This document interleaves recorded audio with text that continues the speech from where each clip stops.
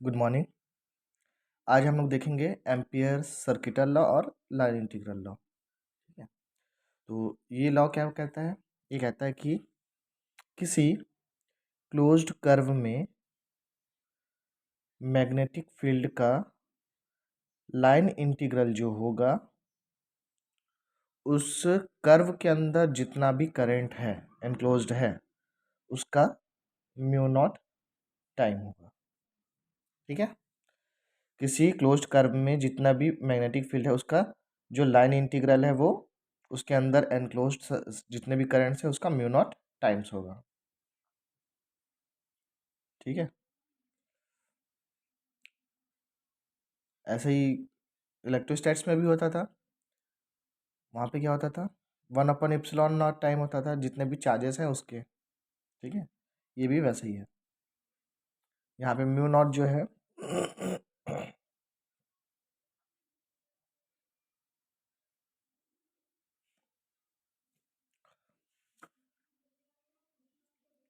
Magnetic permeability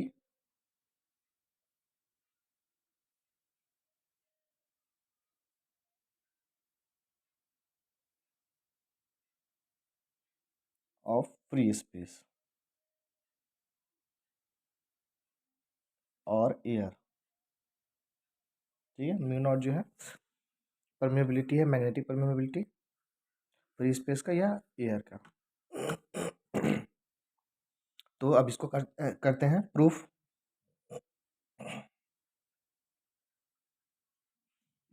proof करने के लिए क्या कर रहे हैं हम लोग? एक स्ट्रेट वायर ले रहे हैं। ठीक है, और वो वायर जो है मतलब ऐसा है। ठीक, मतलब पेपर से आउटवायर ऐसे निकल रहे हैं इस तरह से। ठीक है, तो इसका जो क्रॉस सेक्शन देखेंगे वो हमको कैसा दिखेगा?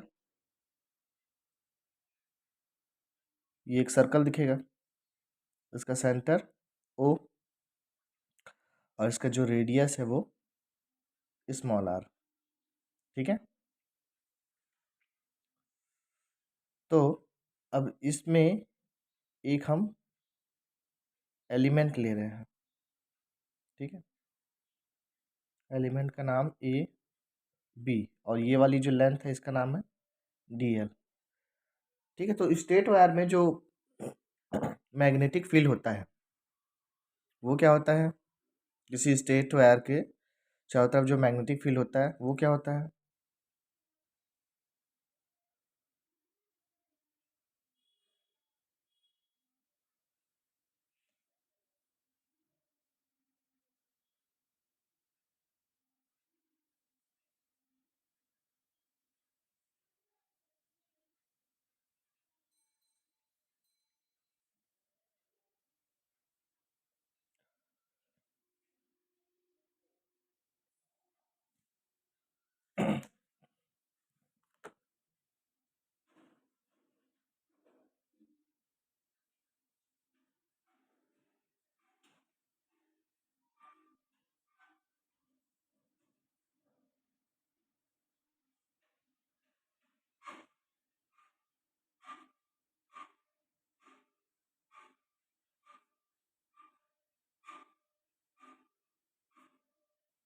क्या होगा? स्ट्रेट वायर का क्या होता है?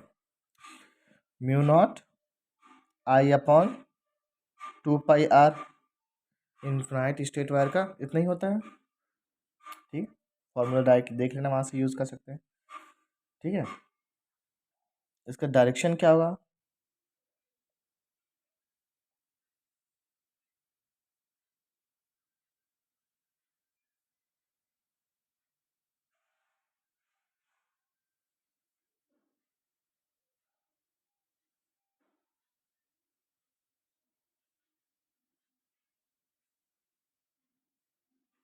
तो यहाँ से इसके किसी पॉइंट से जो टेंजेंट खींच रहे हैं इस डायरेक्शन में इसका मैग्नेटिक फील्ड होगा।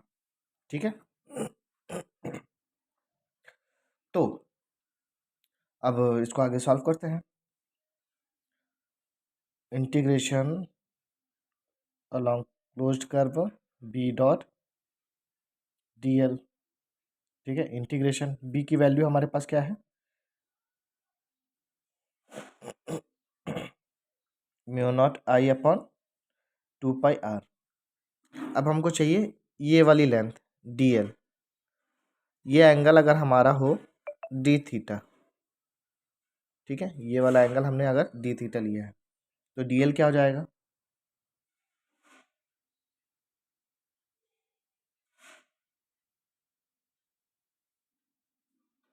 Are D theta,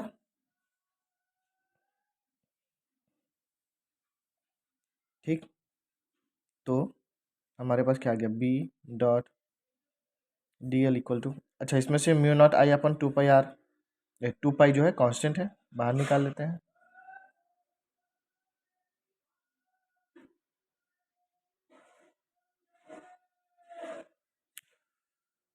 D L की value R D theta divided by R, ये cancel, mu naught I upon 2 pi. अच्छा, अब ये डी थीटा को हम लोग इंटीग्रेट कर रहे हैं पूरे सर्कल में, ठीक है। पूरे सर्कल में कितना एंगल होता है? 2 पाई, 0 से 2 पाई के बीच में। तो क्या है? Mu naught I. तो यहाँ से हमारा एम्पियर सर्किटल लॉ क्या आता है? B dot D L line integral of magnetic field in a closed curve equal to mu naught time of total current enclosed within it.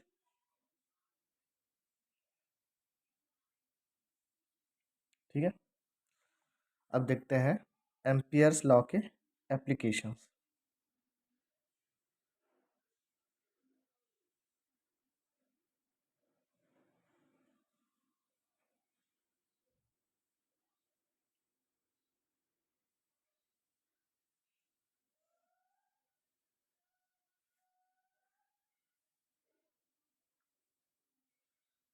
First है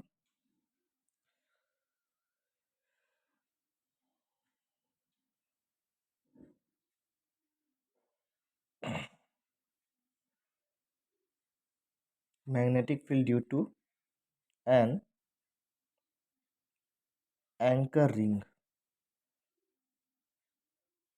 और toroid.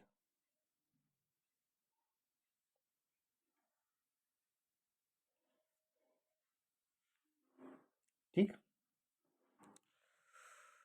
तो मैं इसका डायग्राम नहीं बना रहा हूँ, मैं बुक में दिखा रहा हूँ, है ना। तो जैसे ये वाला हमारा टोरॉइड है, ठीक है। तो इसमें दो रेडियस हो सकते हैं, एक इनर रेडियस R1, एक आउटर रेडियस R2। अच्छा, इससे पहले जब हम लोग सॉल्व किए थे उसमें एक सिंगल रेडियस R लेके सॉल्व किए थे, ठीक है। लेकिन यहाँ पे हम लोग क्या है कि करंट एनक्लोज्ड को कंसिडर कर रहे हैं, तो इसलिए हमको दो रेडियस लेना पड़ रहा है, ठीक। तो इसमें inner radius R1, outer radius R2 है, ठीक। तो इसमें तीन केसेस हो सकते हैं, होने को तो चार केस हो सकते हैं लेकिन तीन देखते हैं। पहला क्या है? ऑन द इंटरनल सरफेस,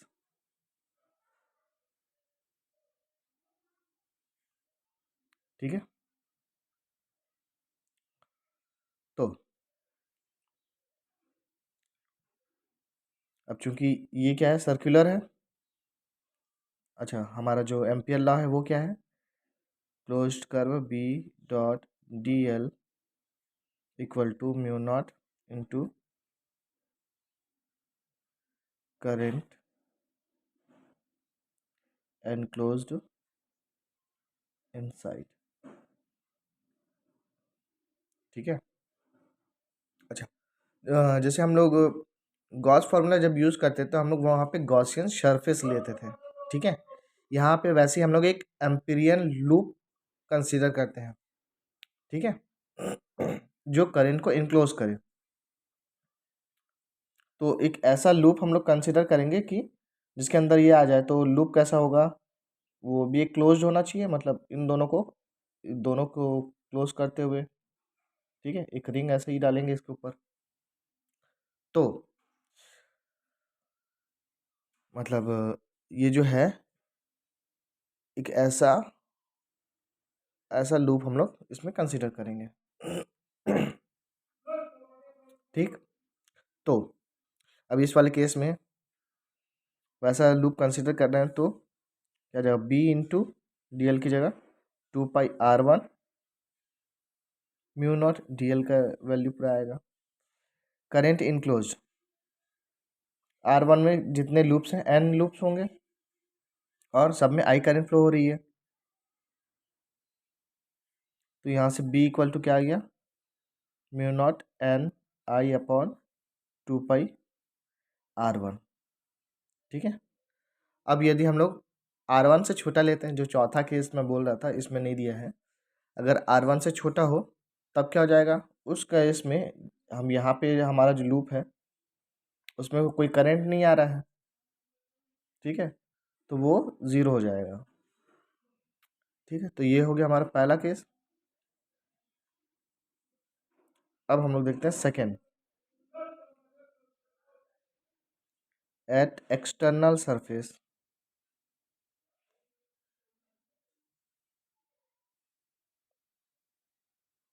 ठीक है, मतलब यहाँ पे x इक्वल टू R1 था, लेस देन R1 पे भी 0 हो जाएगा। ठीक है, at external surface x equal to R2, वहाँ पे क्या आएगा, b into 2 pi R2 equal to mu naught Ni, तो यहाँ पे भी b equal to mu naught Ni upon 2 pi R2।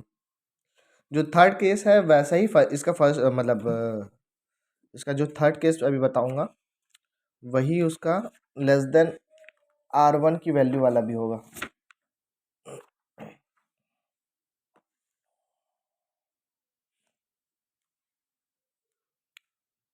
ठीक है, थर्ड केस इसका देखते हैं क्या है।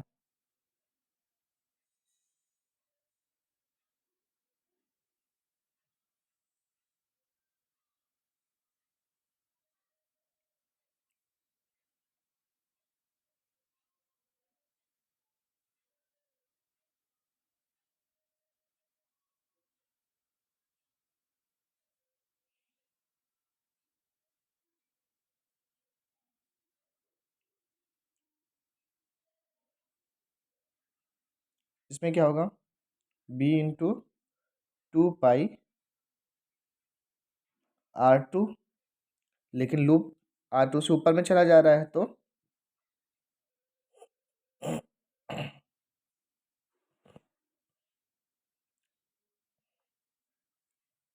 ठीक है। चलो इसका एक और एप्लीकेशन देखते हैं, दूसरा।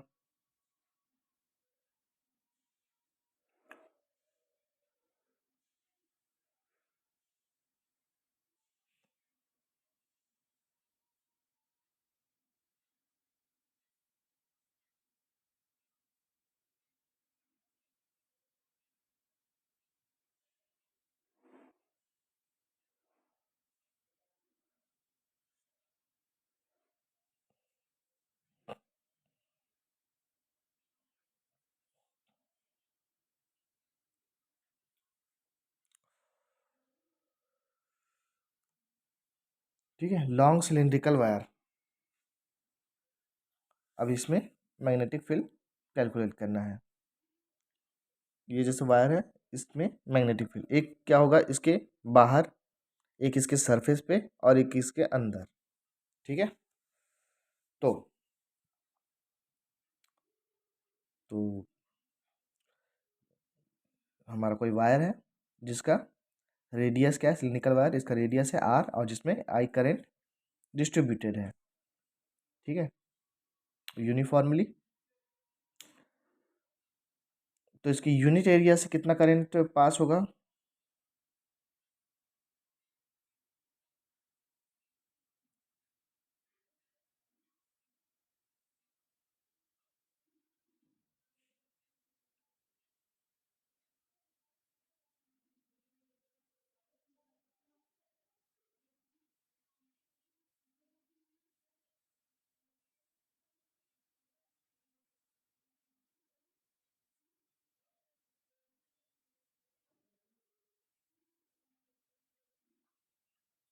ठीक है, पूरे वायर में आई करंट फ्लो हो रहा है, तो यूनिट एरियाज क्या होगा, आई अपॉन पाई आर स्क्वायर। ठीक है, अब इसमें 3 केसेस हो सकती हैं। पहला है इनसाइड द वायर,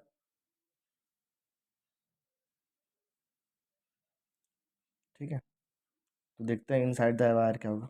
तो ये हमारा वायर है आर रेडियस का। ठीक है, अब इसके अंदर हमको मैग्नेटिक फील्ड कैलकुलेट करना है, तो क्या करेंगे, एक एम्पीरियन लूप ले रहे हैं, इसका रेडियस है हमारा एक्स। ठीक, तो इस एरिया में कितना करंट होगा, यूनिट एरिया का पता है, इस एरिया का करंट क्या हो जाएगा,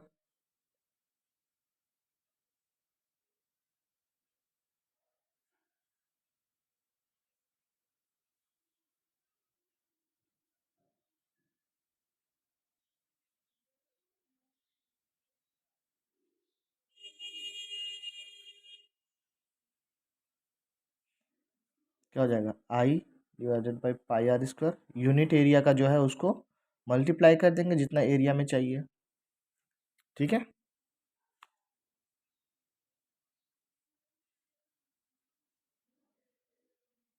ये एक्स लेस देन आर का केस है। ठीक है, तो क्या हो जाएगा, B into 2 pi x equal to mu naught, current enclose किया है हमारा, I upon pi r square into pi x square.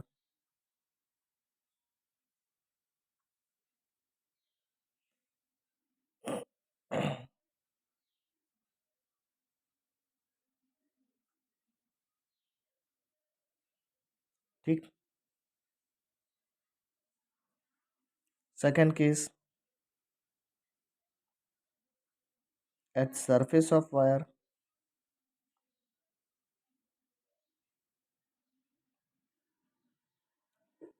मतलब एक्स और आर दोनों बराबर है, तो क्या हो जाएगा, B into 2 pi r mu naught. यहाँ पे जो आई इनक्लोज होगा वो आई ही होगा, क्योंकि इस सरफेस पे इस पूरे में कितना करंट फ्लो हो रहा था, आई करंट, तो आई।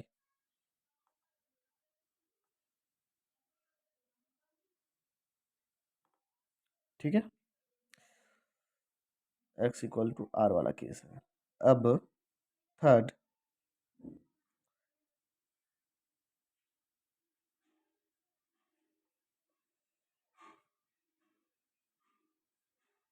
एक्स ग्रेटर देन आर वाले केस में क्या हो जाएगा, अब हमारा जो गोला है वो ये है।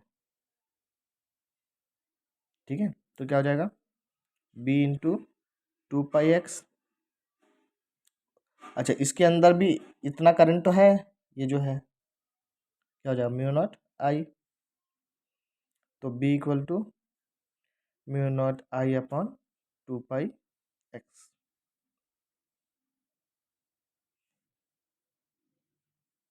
ठीक, तो ये हो गया हमारा magnetic field due to long cylindrical wire. अब देखते हैं मैग्नेटोस्टैटिक्स के बेसिक लॉज।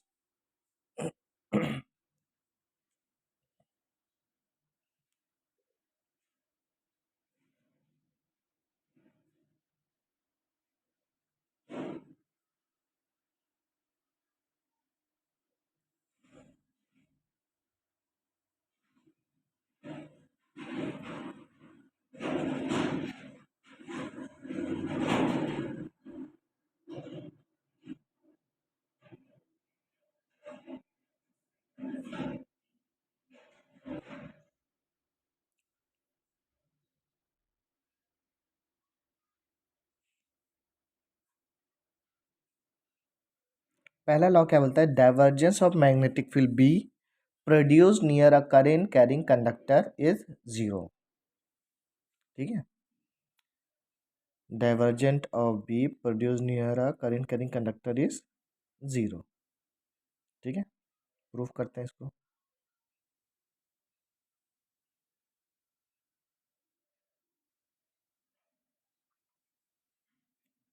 अच्छा, डाइवर्जेंट के डेफिनेशन से हमको क्या मिलेगा?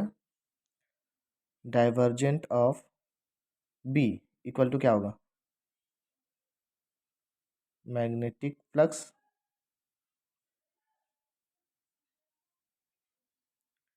linked with a surface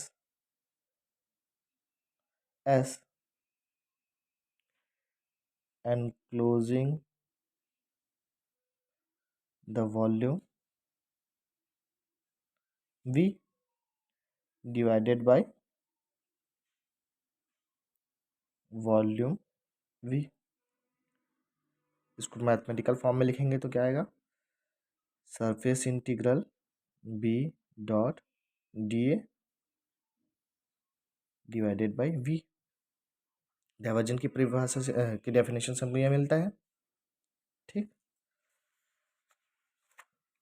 अब जो मैग्नेट्स होते हैं उसमें सिंगल पोल तो हमको कभी नहीं मिलता, जैसे सिंगल नॉर्थ पोल या सिंगल साउथ पोल तो नहीं मिलता है हमको। तो इसका मतलब क्या हुआ कि किसी क्लोज्ड वॉल्यूम में कोई एक सरफेस जो है वो वॉल्यूम अगर इनक्लोज कर रहा है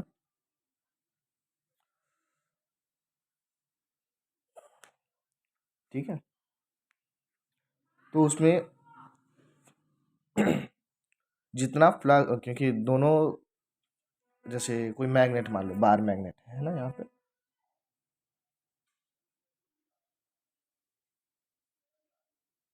ठीक है, इसमें north north pole south pole दोनों है, तो इसके फ्लक्स लाइन कुछ ऐसे होंगे। तो इस क्लोज्ड कर्व अगर एक हम कंसिडर करें तो इसके अंदर टोटल फ्लक्स क्या हो जाएगा? जितने आ रहे हैं उतने जा रहे हैं, टोटल फ्लक्स हमेशा जीरो होगा इसके अंदर। ठीक है, तो क्या हो जाएगा यहाँ पे?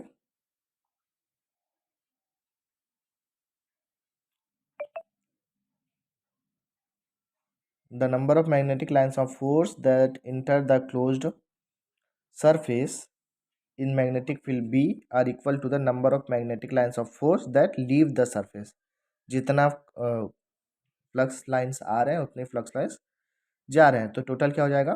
Net magnetic flux linked within the close surface is always zero.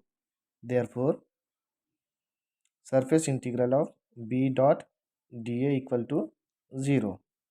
Therefore divergent of B equal to zero और delta dot B equal to zero. ठीक है, अगर डेल डॉट B की जगह कुछ और वैल्यू प्रूफ कर सको तो नोबेल प्राइज देंगे तुमको, घर में ला के देंगे बकायदा। ठीक है,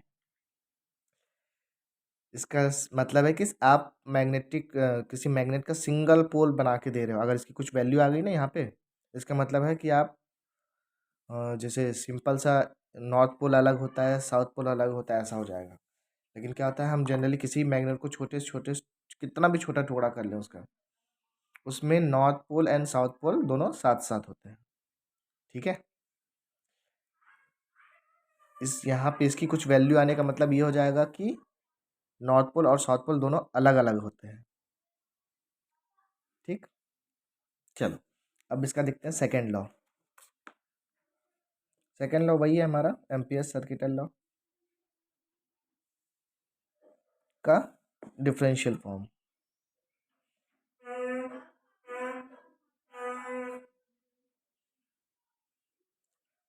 ये क्या बोलता है कि curl of static magnetic field, curl of static magnetic field produced near a current carrying conductor is equal to the product of permeability of medium and current density। ठीक है, कि क्या बोल रहा है? Curl of magnetic field near a current carrying conductor is equal to the product of permeability of the medium and current density। ठीक, अब ये प्रूफ करना है।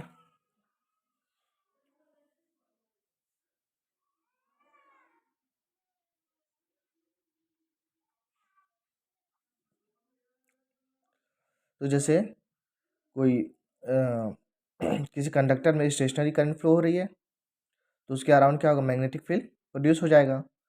तो according to Ampere circuital law क्या हो जाएगा,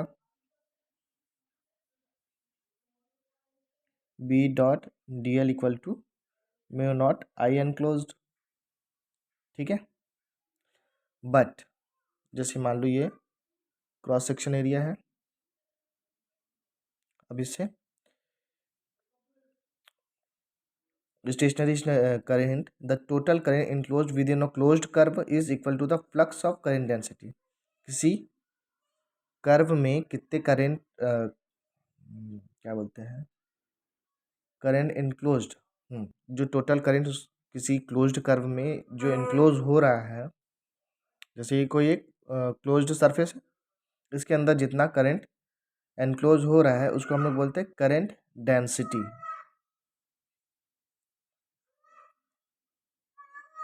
area enclosed by the curve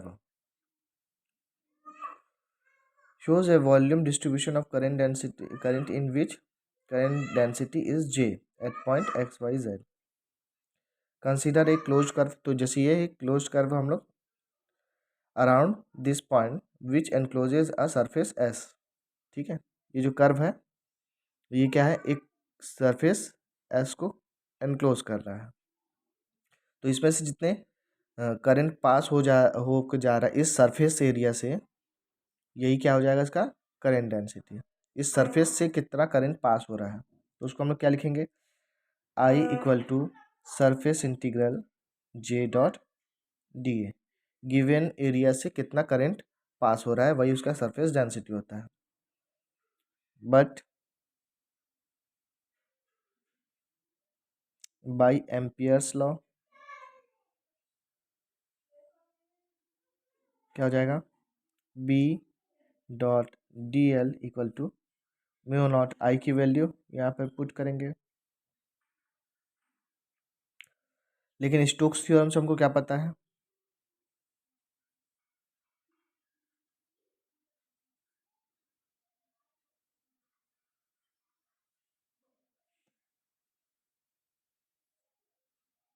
Stokes theorem से क्या पता है कि किसी क्लोज्ड कर्व में वेक्टर का जो लाइन इंटीग्रल होगा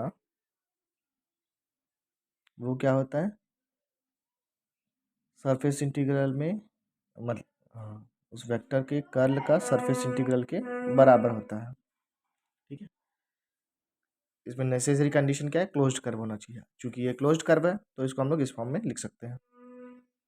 ठीक, तो अब इस वैल्यू को फिर इस इक्वेशन में पुट करते हैं तो क्या हो जाएगा, surface integral curl of B dot D A equal to mu naught surface integral J dot D A.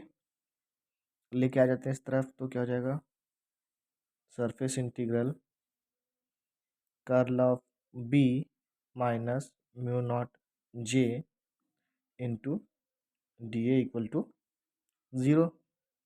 ठीक है, अब इस डी ए के रिस्पेक्ट में अगर डिफ्रेंशिएट कर दें तो क्या मिल जाएगा हमको, curl of B minus mu naught J equal to 0, या फिर curl of B equal to mu naught J, या हम उसको इस तरह से मैथमेटिकल फॉर्म में curl of B equal to mu naught J.